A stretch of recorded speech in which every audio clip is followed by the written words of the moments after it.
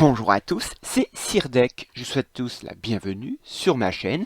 Hier, je vous ai fait une vidéo sur la méta classique, et bien aujourd'hui, on va voir un peu la méta en temps réel en ce début de mois de mars. Allez, jingle!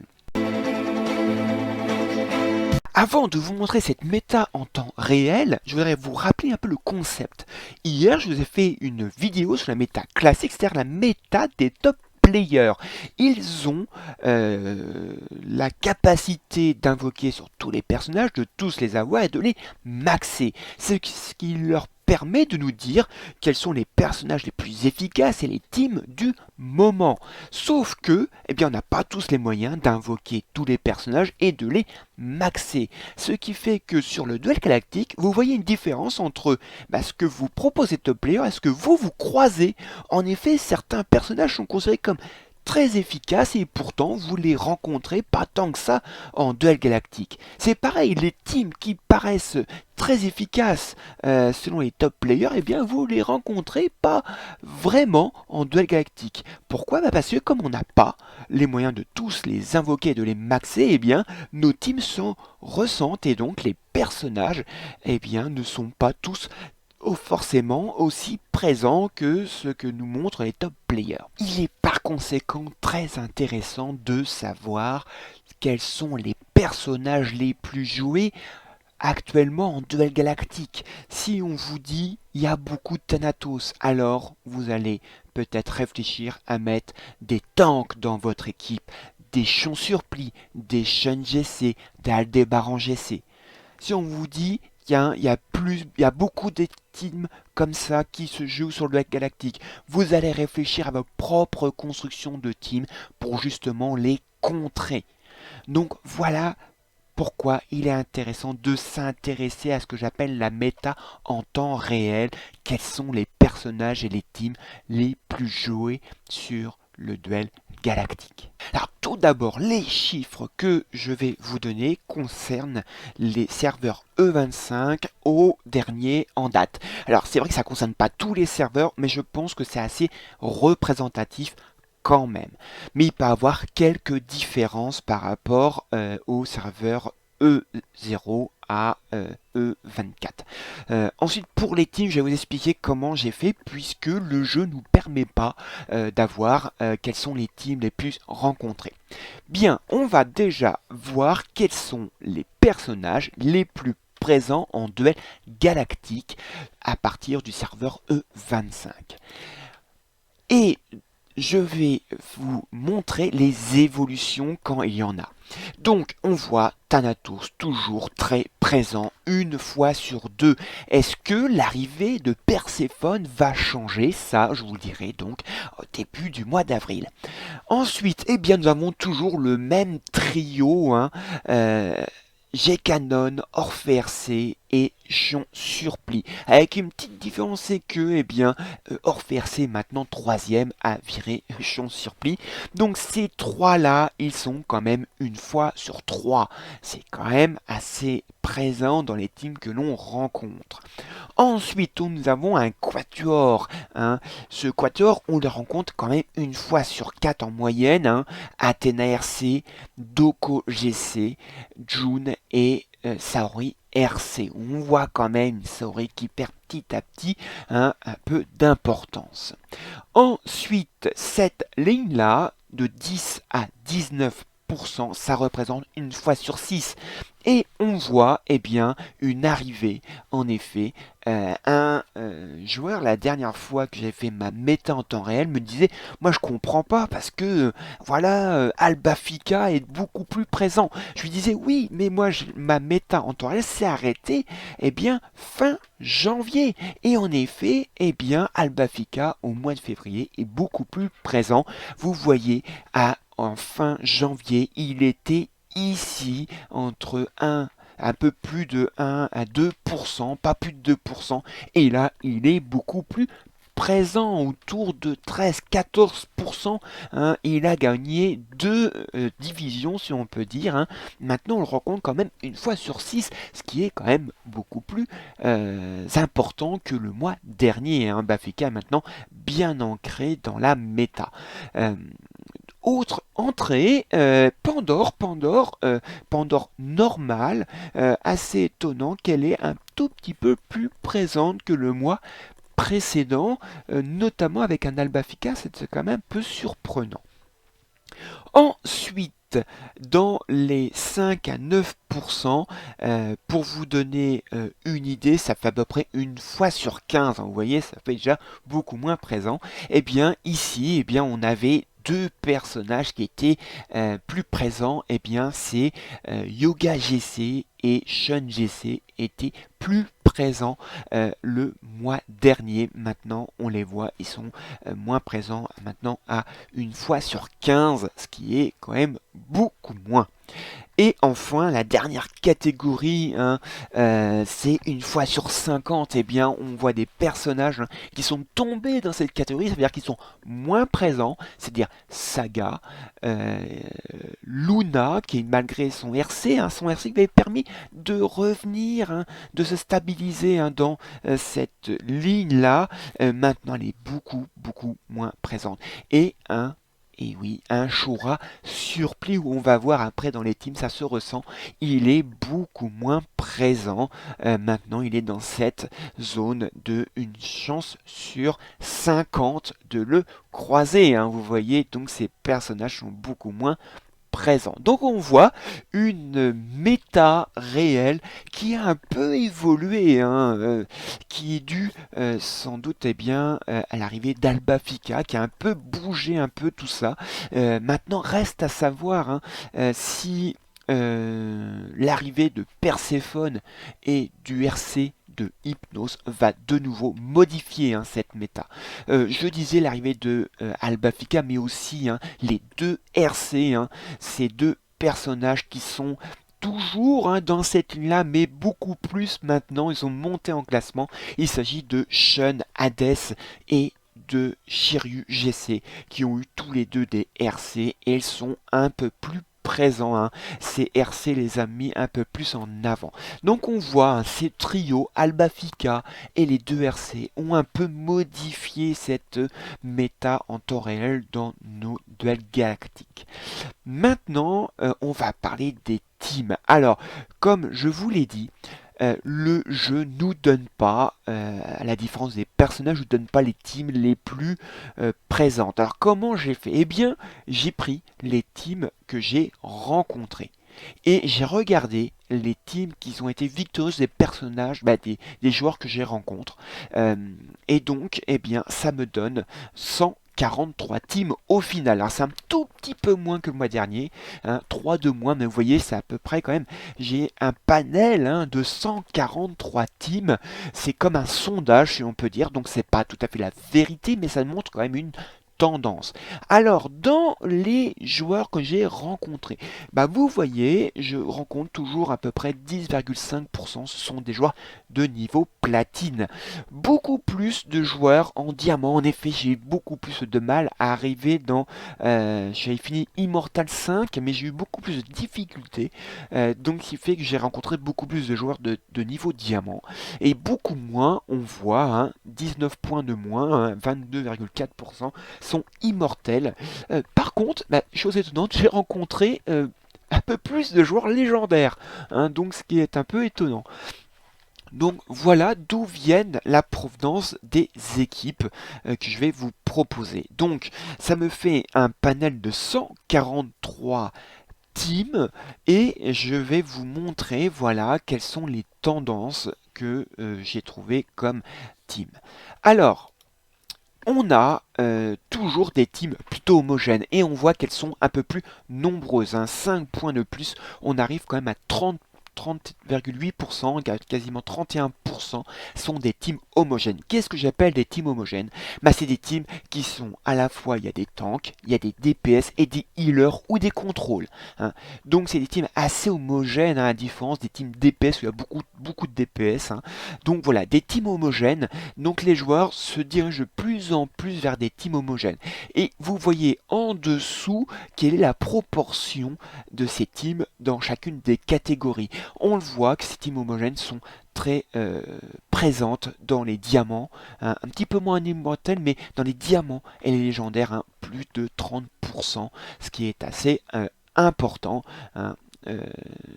Par contre, un petit peu moins chez les immortels, mais beaucoup moins présent chez les platines. Chez les platines, j'ai beaucoup moins rencontré de ces teams homogènes. Alors, il faut savoir que sur 143 teams, j'ai dû rencontrer à peu près 4-5 teams identiques.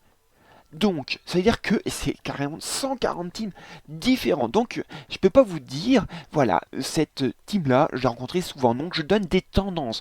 Dans les teams homogènes, beaucoup sont sur ce modèle-là, hein. Donc, on a un healer, souvent Saori RC, et deux tanks avec un Shiryu GC RC, souvent, et un Shion Surpli.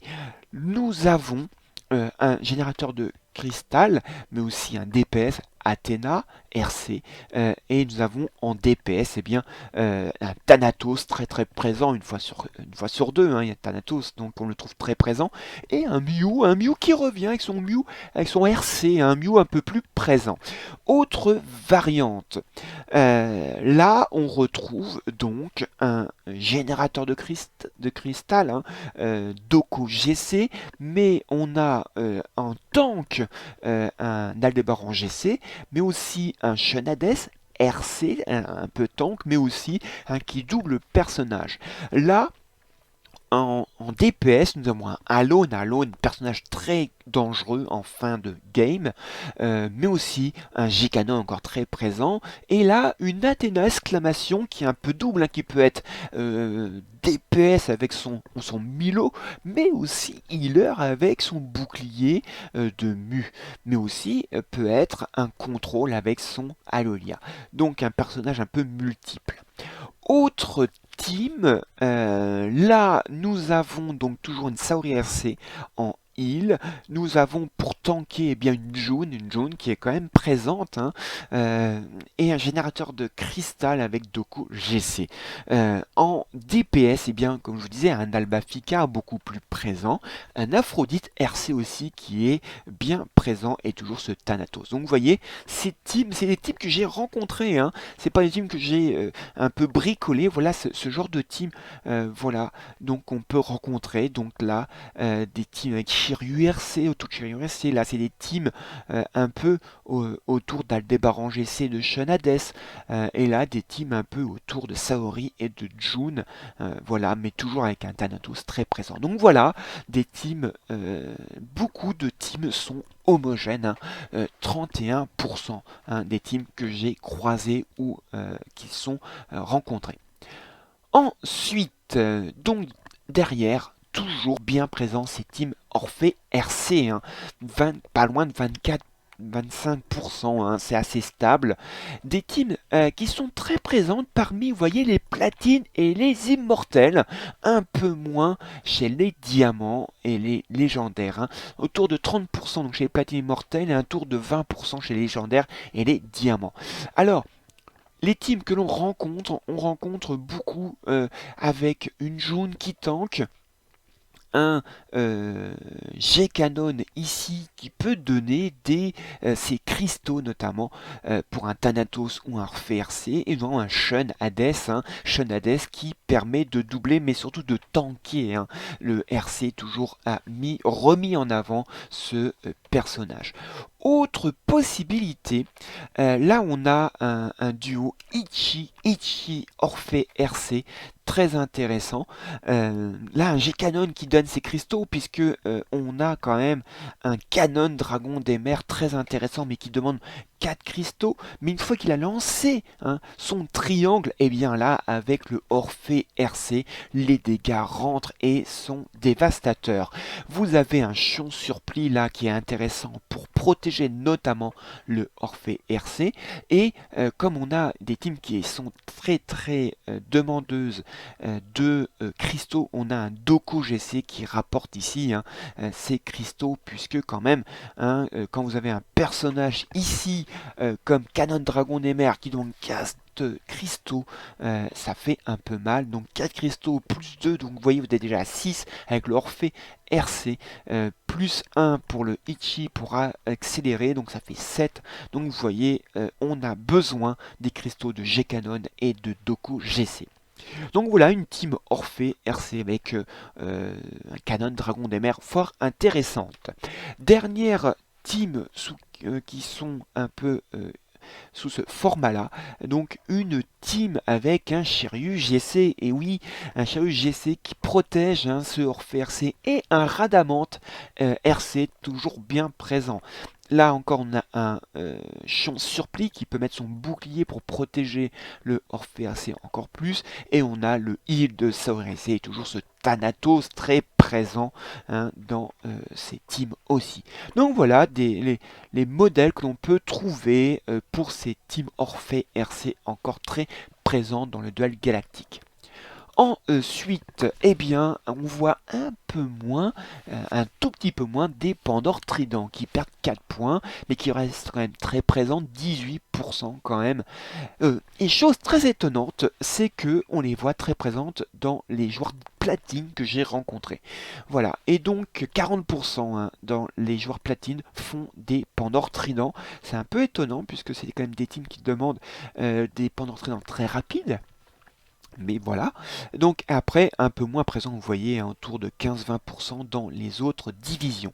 Alors les teams rencontrés, eh bien on rencontre souvent un duo Pandore Trident Orphée RC.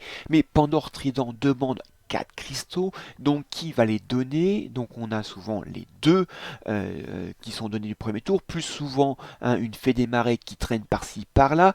Et bien là, un premier exemple, c'est une Athéna, ou une Athéna RC ou pas, donne 2 cristaux et permet de lancer cette calamité de Pandore Trident. On a un Chion Surplis qui peut protéger soit la Pandore Trident, soit le Orphée RC. On a aussi un Thanatos, toujours très très présent dans ces teams Pandore Trident. Très très présent, Thanatos dans les teams Pandore Trident. Et pour combler le tout, on a un Aldébaran GC qui encaisse et peut en plus enlever une âme d'un joueur adverse, ce qui provoque un double problème, de la calamité plus une âme expulsée. Donc la team en face est quand même bien ennuyée avec ses teams Pandore Trident, mais aussi Orphée RC. Deuxième, eh bien, la possibilité, c'est d'avoir un G-Canon qui donne ses cristaux à la Pandore Trident pour mettre cette calamité. Derrière encore, on a un Chion Surplis qui peut protéger cette Pandore Trident.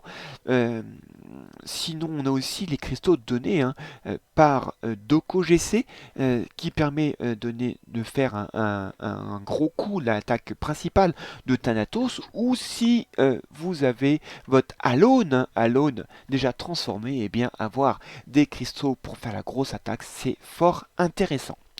Dernière possibilité, et bien une Artémis en chasseresse qui donne là. Alors ce qui est souvent étonnant, elle est souvent avec un G-Canon qui pourrait aussi donner ces cristaux.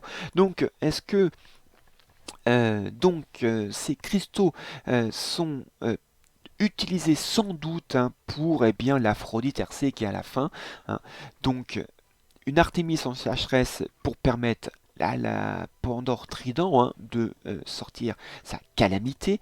Vous avez donc Chion Surplis qui va encore la protéger, le Thanatos toujours très présent, et donc un Orphée RC qui a besoin de ces cristaux donc qui peuvent être donnés par le G-Canon par exemple. Donc voilà différentes teams Pandore Trident que j'ai rencontrés ce mois dernier.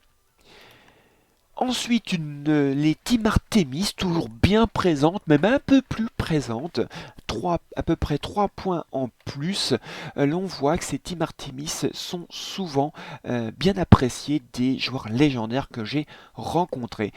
Donc après, c'est moins chez les platines, vous voyez 7%, alors que 25% chez les légendaires.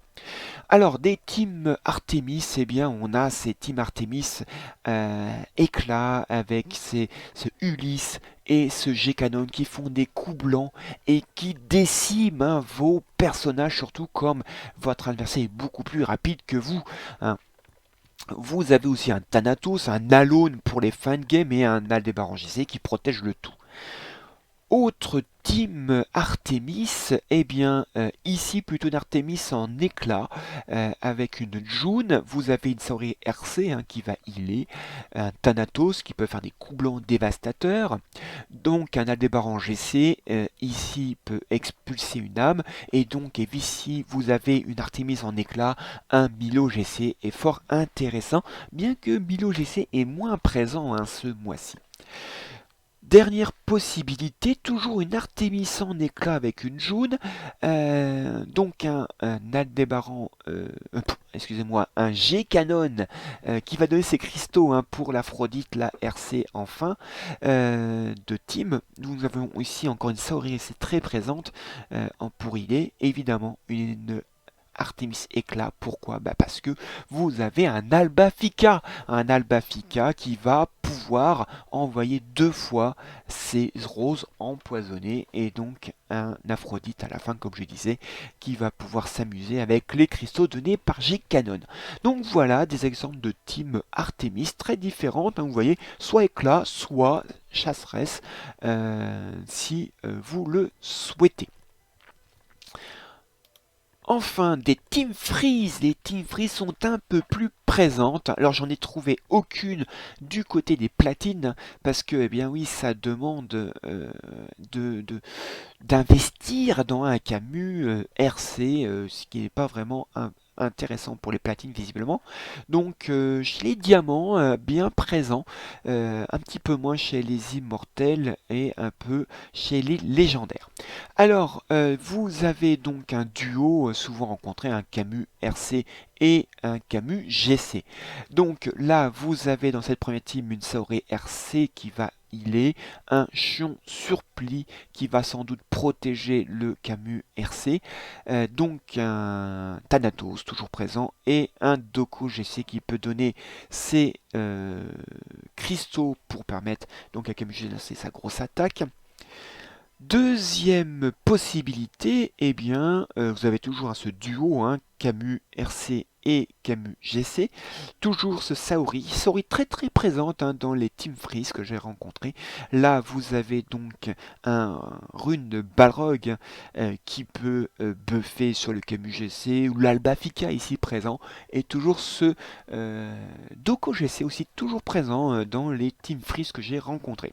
Dernière possibilité, justement, c'est pas forcément un duo Camus RC, Camus GC, vous avez Camus GC et un Yoga GC aussi, là avec cette Saori toujours très présente, une June, donc un Doko GC, et là, eh bien, pourquoi pas un Minos qui peut être très intéressant pour neutraliser un Orphée RC en face. Donc voilà, différentes teams Freeze que vous pouvez bien tester.